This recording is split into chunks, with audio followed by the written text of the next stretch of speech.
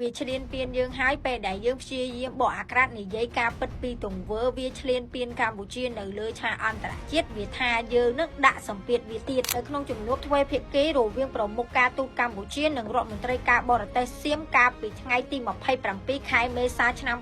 2026កន្លងទៅនេះមិនមែនមានភាពរលូននោះទេពុកម៉ែបងប្អូនអរគ្នាគឺមានភាពតានតឹងមែនតែម្ដងពុកម៉ែបងប្អូនអាចមើលពី reaction របស់មន្ត្រីការទូតកម្ពុជាយើងបានបងប្អូនមើលទៅដឹងថាគាត់អត់ធ្មត់ប៉ុណ្ណាហើយនៅក្នុងតុចរចាជាមួយនឹងពួកអាចោរសៀមនឹងបើតាមធម្មតាប្រជាពលរដ្ឋវិញស្រួលហក់វាយបាត់ហើយប៉ុន្តែជាមន្ត្រីការទូតតំណាងឲ្យកម្ពុជាចឹងឲ្យធ្វើការប្រកបដោយវិជ្ជាជីវៈរក្សាភាពអត់ធ្មត់ខ្លាំងមែនតែម្ដងដើម្បីកិត្តិយសជាតិក៏ដូចជាខិតខំដោះស្រាយដោយស្របតាមសន្តិវិធីនិងយន្តការច្បាប់អន្តរជាតិនិងសេចក្តីថ្លៃថ្នូររបស់កម្ពុជាដោយសារតែនៅក្នុងជំនួបទ្វេភាគីហ្នឹងពួកអាចោរសៀមនឹងវាបានបោះសម្ដីថាឲ្យកម្ពុជាយើងគួរតែបញ្ឈប់រាល់របាយការណ៍ដែលដាក់សម្ពាធវានៅលើឆាកអន្តរជាតិនោះទៅវាឲ្យយើងបញ្ឈប់និយាយការពិតអំពីទង្វើវាឆ្លៀនពៀនមកលើដែនអធិបតេយ្យភាពរបស់កម្ពុជាប៉ុន្តែមិនថ្មីទេចំណុចដែលវានិយាយបែបនេះសបញ្ជាក់ឲ្យយើងឃើញថារាល់អ្វីដែលរដ្ឋាភិបាលកម្ពុជាខិតខំធ្វើកន្លងមកទាំងក្នុងស្រុកនិងក្រៅស្រុកយន្តការច្បាប់អន្តរជាតិផ្សេងៗគឺ